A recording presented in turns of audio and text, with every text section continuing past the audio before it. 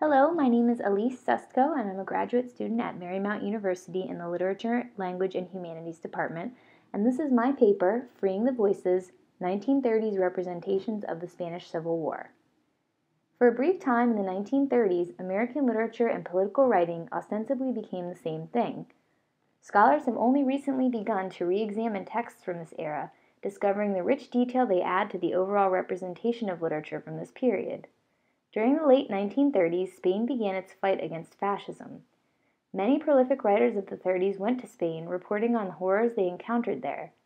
History and the field of literature often gloss over these writers, largely forgetting their work and what it represented. The discourse surrounding the Spanish Civil War has important historical and literary implications, and yet so often the portrayal of American literature neglects to bring these writings into focus. The canon frequently discounts minority voices, specifically black and female authors such as Langston Hughes and Dorothy Parker. Although these writers differ vastly in their style and form, they both suffered the same fate: marginalization of their political contributions by a larger society.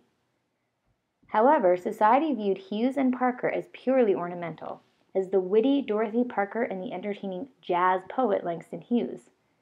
Society largely ignored and discredited these writers for attempting to step out of the role created for minority writers at the time, that of entertainment. The very act of neglecting the work of these authors from the academic study of American literature during this time is itself political. The opposition to political literature written by minorities is simply too glaring to ignore. Only certain people like Ernest Hemingway or John Dos Passos remain in the literary memory of 1930s writings about Spain. The canon clearly privileges these writers over others, which lessens the significance of American literary involvement during this time. A multiplicity of American perspectives exist, which are not often represented in the authorship of the war. The factors of race, gender, and politics invariably come into play when examining the lack of representation regarding these authors.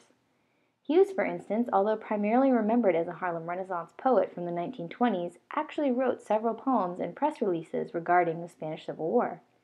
Hughes played a major role in reporting the war for the black press. While in the 20s, Hughes grappled with racial identity in America, in the 30s he wrote about race on a global scale and the negative impacts of fascism upon a racially egalitarian society. He radically opposed fascism for these reasons, which is evident in his writings from the 30s. An examination of Hughes's war poetry, specifically Madrid and Letter from Spain, illustrates the influence of the Spanish Civil War on his writing. Thematically, these two poems both discuss the Spanish Civil War. Hughes's poem, Letter from Spain, an epistolary poem, indicates Hughes's involvement in the politics surrounding the Spanish Civil War.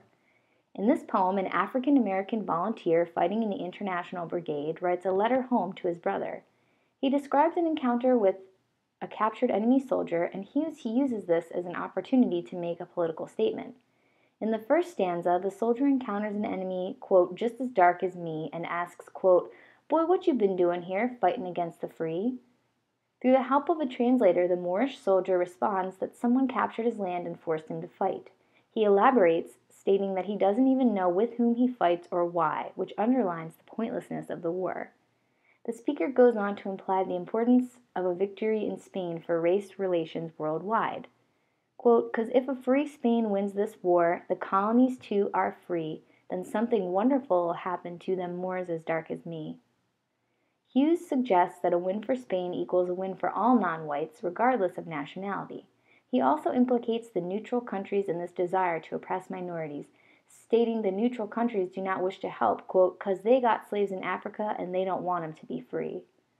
The final stanza illustrates the speaker attempting to shake hands in solidarity with the dying Moorish soldier, but the poem ends on a note of dejection because, quote, he didn't understand what the speaker had tried to do. Hughes has two purposes in this poem. The first, to impress the interconnectedness of race to the outcome of the Spanish Civil War upon his readers back home in America, with the hopes of getting them involved in the war against fascism. Secondly, Hughes also wrote this poem to criticize the countries that were not aiding the Spaniards and thus fighting the very real threat of fascism. The American literary canon contents itself with remembering Hughes as a jazz poet. Although he does have merit as a folk poet of the 20s, his political writing of the 30s is also an important aspect of his writing. Trivializing him to the former does an injustice to his work as an artist, but also distorts the picture of American political writing in the 30s. By downplaying Hughes's value as a political writer and activist and only reading his poetry that fits the mainstream idea of what Black literature should be and look like, the political mechanisms at work here have successfully repressed an important aspect of the American literary tradition. It does not allow an accurate view of Hughes's authorship. This discrepancy in the manner of how literary study portrays Hughes illustrates the imbalance of inclusion of minority voices in the representation of this era. Before the Spanish Civil War, Dorothy Parker primarily wrote about being a modern 20s girl. Critics found her observations on 1920s issues witty and charming, and Parker used this to carve out a niche for herself as a writer. Literary history often remembers Parker's writing from this era, painting the picture of a comically depressed woman, depicting her world in a sarcastic and wry manner. Then Parker decided to visit Spain at the outset of its Civil War, and everything changed. She had become too serious. As she struggled to convince other people about the threats of fascism, quote, she beat her head against the walls of her reputation. She told all who would listen that she wished she had never written a humorous line. She wanted everyone to forget the wit and listen to the alarm she was trying to sound. Rather than take her seriously, publications from this time describe her as, quote, nervous, flippant, and overreacting. On top of being viewed as a communist, Berenger writes, quote, others viewed her political activism as ambivalent, if not ridiculous, attributing her seeming ambivalence to ignorance or sentimentalism. The New York Times described her as, quote, a disillusioned romantic, all the fiercer because the world spun against her sentimental nature. Even worse, the government later investigated her under suspicion for communism, eventually closing her file, implying she wasn't even serious enough to pursue with charges.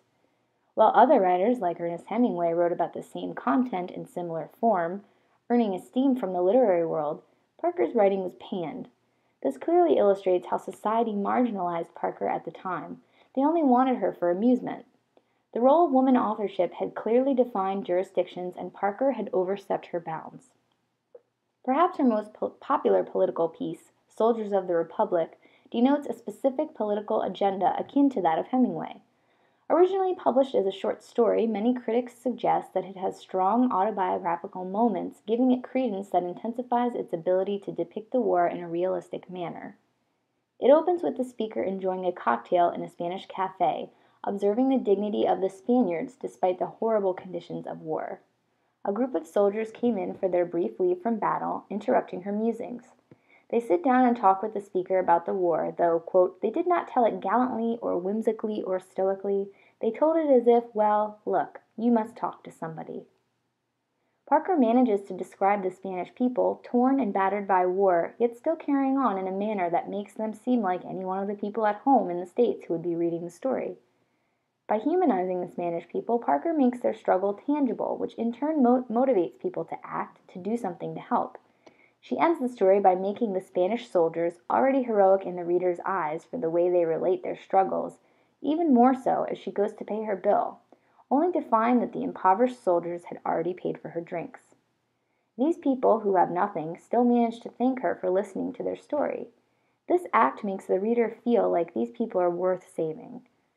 Her depiction of the Spaniards are as beautiful and profound as in Hemingway's fiction. In fact, critics often compared Parker to Hemingway for this ability, and yet, while he received critical acclaim, she was criticized and forgotten. Clearly, both gender and politics play a significant role in the reception of Parker's political writings. The Spanish Civil War obviously changed Parker, and the literary world did not accept those changes. Her writing lost the facet of humor which made her so notable in the first place. Instead, she gained a hard political edge. As critical reception of these post-war writings show, the literary world turned its back on the new Parker. Even now, Parker, if represented at all, only appears in the margins of literary studies, and any of her writing that makes it into an anthology invariably comes from her pre-war period. Although Hughes and Parker represent two very different voices from the 1930s, they have two important factors in common. First, each writer experienced the Spanish Civil War, which could not help but influence their writing. Whether it changed them politically, stylistically, or both, it mattered to their work and to the way these authors should be represented in the study of their work. As Carrie Nelson states, quote, the Spanish Civil War is not simply a historical context that enriches and complicates the poems written under its influence. It is a historical conjuncture that reshapes the very activity of reading and writing poetry, making poems into something they had not been before and would not be afterward. Secondly, the work that each of these writers produced during and after their experiences in Spain has suffered marginalization at the hands of society and largely fallen to the wayside of literary study. The political writings of these authors, who represented the minority voices at the time, have been removed, literally, from the pages of our books. It is as if they never wrote about the war at all, which does a great disservice to the scholarship of this period, not to mention the overall representation of the American literary tradition. Regardless of the reason behind this oversight, we cannot go backward in time and alter the way these authors have been left out of the conversation of 1930s political literature. But we can move forward. We can re-examine their work with a new critical eye and redefine the 1930s literary world by examining the dimensions of race, gender, politics, and style, creating a deeper understanding of the complicated decade that has for so long lacked the true depth of representation it deserves. Yes, we should keep authors like Hemingway in mind, but his should not be the only voice representative of the American literary tradition from this era. As preservers of our own literary tradition, we would do well to open up the account of the 1930s with a multiplicity of voices that exist but have remained silent for years. Thank you.